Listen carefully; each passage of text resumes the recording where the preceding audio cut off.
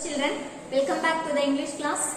So far we have learned about pronouns and its kinds, and in this session we are going to look about the next kind of pronouns, that is relative pronouns. Okay, so this is the thing which you have learned in your previous standard, so it is very easy to you.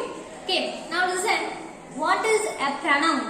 A pronoun is a word that are used in the place of nouns or noun expressions. That's the thing we call it as pronoun, right? Okay, now what is relative pronoun? Okay, what is relative pronoun?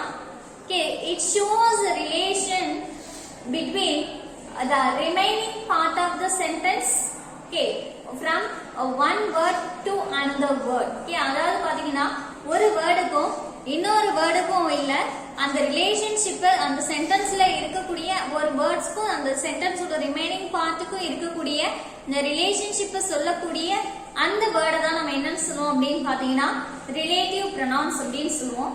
or we can simply say that it refer back to the subject அப்படின்னு சொல்லலாம். ஒரு சென்டென்ஸோட சப்ஜெக்ட பத்தின மோர் detail கொடுக்கறதுன்னு சொல்லலாம். or refer backing about the subject அப்படின்னு கூட சொல்லலாம். Okay, and in other words we are using this relative pronouns. Okay, நம்ம இந்த relative pronouns எதுக்கு யூஸ் பண்றோம் அப்படின்னு பாத்தீங்கன்னா to refer to something mentioned earlier in the sentence. அதாவது ஒரு சென்டென்ஸ்ல ஏற்கனவே சொல்லப்பட்டிருந்த ஒரு நபரை பத்தியோ இல்ல சொல்லப்பட்டிருந்த ஒரு விஷயத்தை பத்தியோ நம்ம மீன் பண்றதுக்கு என்ன பண்ணலாம், இந்த வேர்ட்ஸ் இந்த pronouns நம்ம யூஸ் பண்ணுவோம் to join two sentences. ரெண்டு செப்பரேட் சென்டென்சஸ் ஒண்ணா ஜாயின் பண்றதுக்கு என்ன பண்ணலாம் அப்படின்னு பாத்தீங்கன்னா இந்த ரிலேட்டிவ் pronouns யூஸ் பண்ணலாம். Okay, now see what is relative pronouns. Relative pronouns are pronouns that are used to, okay, these pronouns are, okay, here we are talking about relative pronouns. Okay, don't confuse with that. Relative pronouns are pronouns that are used to, okay, don't confuse yourself. I write this relative pronoun.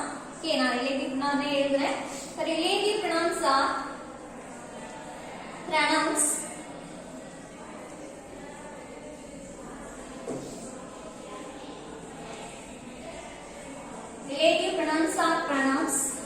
that are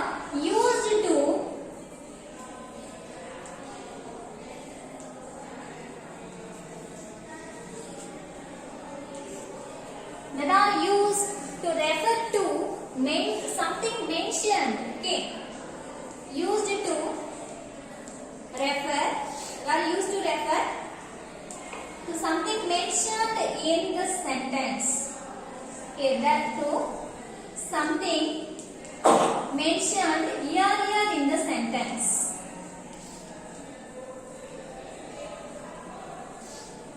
Something mentioned earlier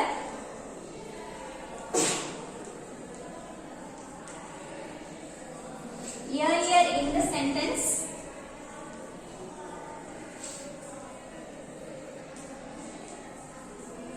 and it is also to join two sentences. Okay, அதாவது ரெண்டு sentences join பண்றதுக்கு என்ன பண்ணலாம், இதை use பண்ணலாம் to join two sentences.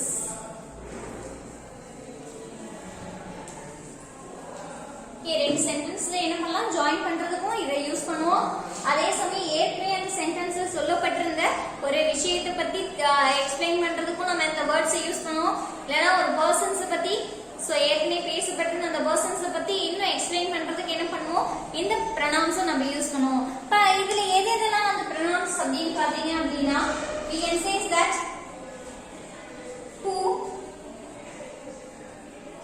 whom அப்படின்னு சொல்லலாம், or we can also use who. Okay, whom use பண்ணலாம். These two pronouns are for persons. Okay, இது ரெண்டுமே யாருக்கு இது ரெஃபர் பண்ணலாம் அப்படின்னு பாத்தீங்க அப்படின்னா persons மீன் பண்ணோம். இந்த whose அப்படின்னு பாத்தீங்க அப்படின்னா personsக்கும் யூஸ் பண்ணலாம், as well as we can use it for objects. Objectsக்கு என்ன பண்ணலாம், நம்ம இந்த whose அப்படின்றத யூஸ் பண்ணலாம். அடுத்து பாத்தீங்கன்னா which is for object. Okay, which வந்து எதுக்கு யூஸ் பண்ணுவோம் அப்படின்னா ஆப்ஜெக்ட்ஸ்க்கு பதிலா யூஸ் பண்ண ஆப்ஜெக்ட்ஸ் ரெஃபர் பண்றதுக்கு the which அப்படின்றது யூஸ் பண்ணுவோம்.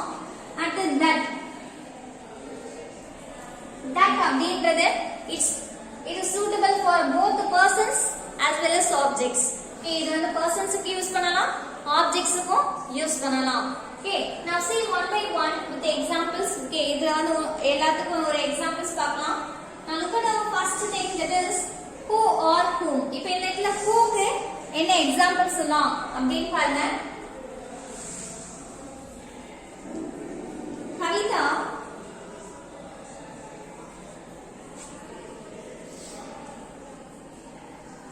who is a teacher. Kavita who is a teacher in government school.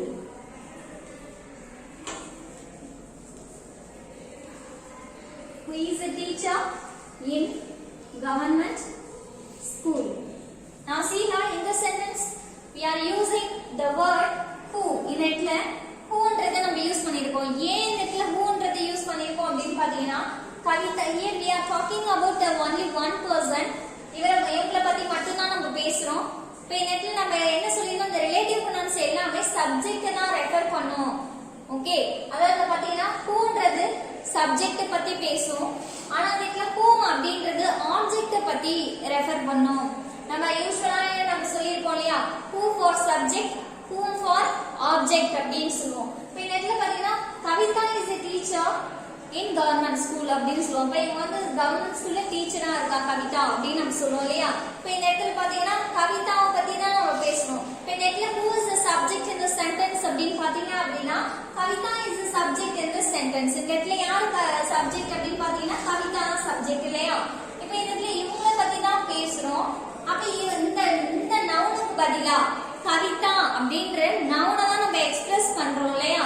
இப்ப இத பத்தி பேசுறதுனால ஏற்கனவே கவிதாவை பத்தி நம்ம இந்த சென்டென்ஸ்ல பேசியிருக்கோம்.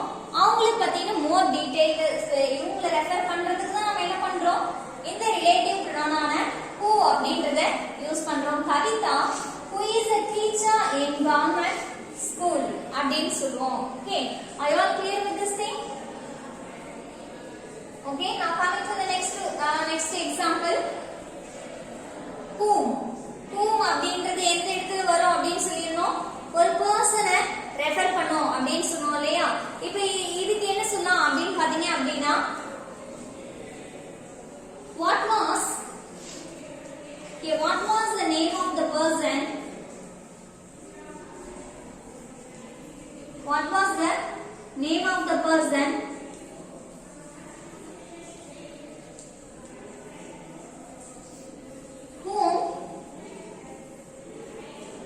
what was the name of the person whom we met? Okay, இந்த இடத்துல பாத்தீங்கன்னா what was the name of the person, அந்த பர்சனோட பேரு என்ன, whom னா யாரை அப்படின்னு சொல்லுவோம். இப்ப யாரை அப்படின்னு பாத்தீங்க அப்படின்னா whom, யாரை, whom we met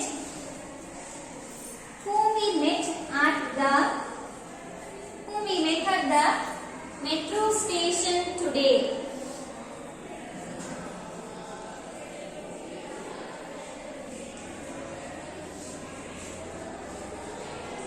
Okay, this is the general question we will ask here. இப்போ இந்த இடத்துல பாத்தீங்க அப்படின்னா இப்போ நம்ம யாராவது ஒரு பர்சன் வந்து மீட் பண்ணிருப்போம். இப்போ அவங்க வந்து ஃபாதருக்கு தெரிஞ்சிருக்கலாம், ஆனா நமக்கு தெரியாம இருக்கும் இல்லையா. அப்ப அம்மாவுக்கு தெரிஞ்சிருக்கும், நமக்கு தெரியாம இருக்கும். இப்போ வந்து கேட்போம், அம்மா நீங்க நம்ம அங்க மீட் பண்ணுவோம்ல அவங்க யாரு அப்படின்னு சொல்லி கேட்போம் இல்லையா. இப்போ இந்த இடத்துல அதுதான் இங்க கொடுத்துருக்கோம். What was the name of the person, அந்த பர்சனோட பேர் என்ன, யாரை, whom we met, நம்ம மீட் பண்ணினோம் இல்லையா. இன்னைக்கு ஸ்டேஷன்ல மீட் பண்ணோம்ல, யாரை நம்ம இன்னைக்கு ஸ்டேஷன்ல மீட் பண்ணாமோ அந்த பர்சனோட நேம் என்ன அப்படின்னு சொல்லி இந்த இடத்துல கேட்டிருக்கோம். அப்ப நெட்ல whom அப்படின்றது யாரை மீன் பண்ணுது அப்படின்னு பாத்தீங்கன்னா இந்த பர்சனை மீன் பண்ணுது.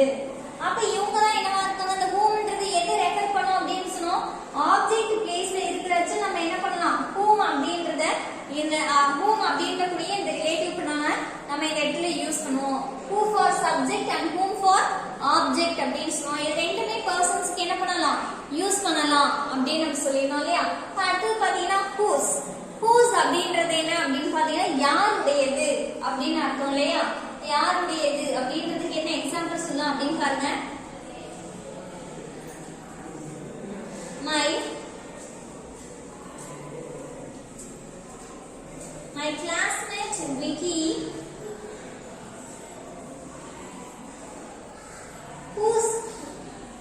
Okay, my classmate Vicky, whose father is a policeman. Whose father is a policeman. அதாவது என்னோட கிளாஸ்மேட் விக்கி இருக்காங்களே அவங்களோட அப்பா வந்து போலீஸ்மேன் அப்படின்னு சொல்றப்ப யாருடைய அப்பா அப்படின்னு மை கிளாஸ்மேட் விக்கி. அப்ப இந்த இடத்துல பாத்தீங்கன்னா மை கிளாஸ்மேட் விக்கி அப்படின்றது தான் இந்த இடத்துல இவங்களுடைய அப்பா அப்படின்னு சொல்றப்ப நம்ம என்ன யூஸ் பண்ணுவோம், whose அப்படின்னு சொல்லுவோம். யாருடைய அப்பா வந்து போலீஸ்மேனா இருப்பாரு, விக்கி என்னோட கிளாஸ்மேட் விக்கியோட ஃபாதர் அப்படின்னு சொல்லுவோம் இல்லையா. இப்ப இந்த இடத்துல whose அப்படின்றத ரெஃபர் பண்ணுவோம். இங்க இந்த இடத்துல இவங்க தான் சப்ஜெக்ட் இல்லையா. இப்ப இவங்கள பத்தி தான் நம்ம இந்த இடத்துல பேசுறோம். இப்ப அடுத்தது பாத்தீங்கன்னா which. இப்ப which அப்படின்றது எதுக்கெல்லாம் நம்ம which ரெஃபர் பண்ணலாம் அப்படின்னு பாத்தீங்கன்னா ஒரு அனிமல்ஸ், பேர்ட்ஸ் யூஸ் பண்ணலாம், ஆப்ஜெக்ட்ஸ்க்கு யூஸ் பண்ணலாம், ஆர் ஒரு ஐடியா, சஜஷன், இது எல்லாத்துக்குமே நம்ம என்ன பண்ணலாம், ஒரு பிளேஸ்க்கு கூட யூஸ் பண்ணலாம். இப்ப இதுக்கு கூட நம்ம என்ன எக்ஸாம்பிள் சொல்லலாம் அப்படின்னு பார்த்தோம்னா the place which we met last week is excellent. அதான் நம்ம போனோம் இல்லையா, போன வாரம் ஒரு இடத்துக்கு போனோம் இல்லையா, அந்த இடம் எக்ஸலண்டா இருந்துச்சு அப்படின்னு சொல்லுவோம். இப்போ அந்த பிளேஸ் தான் நம்ம என்ன பண்றோம், அந்த பிளேஸுக்கு பதிலா பிளேஸ் பத்தி எக்ஸ்ட்ரா இன்ஃபர்மேஷன் நம்ம சொல்றோம். பிளேஸ் ரெஃபர் பண்ணக்கூடிய அந்த என்ன ப்ரொனவுன் யூஸ் பண்றோம் அப்படின்னு பாத்தீங்கன்னா which அப்படின்றது யூஸ் பண்றோம். இப்ப அந்த இடத்துல which அப்படின்றது என்னவா இருக்கு, ரிலேட்டிவ் ப்ரொனவுனா இருக்கு.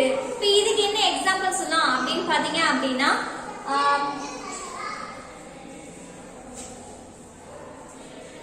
இப்ப இதுக்கு என்ன எக்ஸாம்பிள் சொல்லலாம் அப்படின்னு பாத்தீங்கன்னா the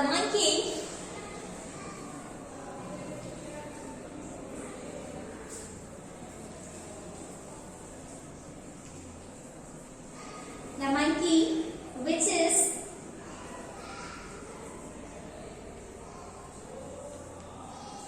the monkey which is standing on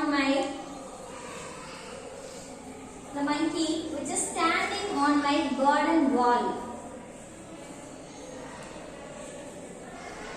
The monkey which is standing on my garden wall. பாத்தீங்க அப்படின்னா monkey வந்து என்னோட garden wall மேல ஏறி நிக்குது அப்படின்னு சொல்றோம் இல்லையா. இப்ப இந்த இடத்துல பாத்தீங்க அப்படின்னா which is எது வந்து நிக்குது அப்படின்னு பாத்தீங்கன்னா monkey. இந்த இடத்துல monkeyன்றது ஒரு அனிமலா இருக்கனால நம்ம என்ன யூஸ் பண்ணலாம், which அப்படின்ற இந்த ரிலேட்டிவ் ப்ரொனவுனை யூஸ் பண்ணலாம். இப்ப இந்த இடத்துல whose அப்படின்றது monkey, who standing monkey யாருடையது அப்படின்னு நம்ம கேட்க முடியாது.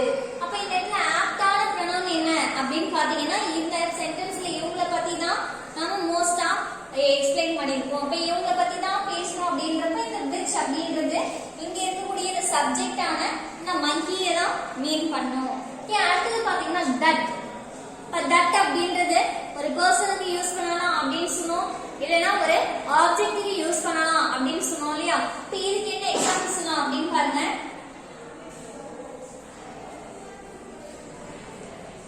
the house that was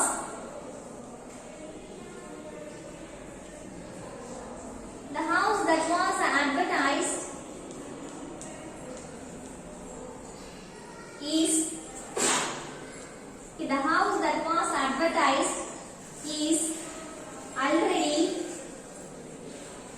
already sold.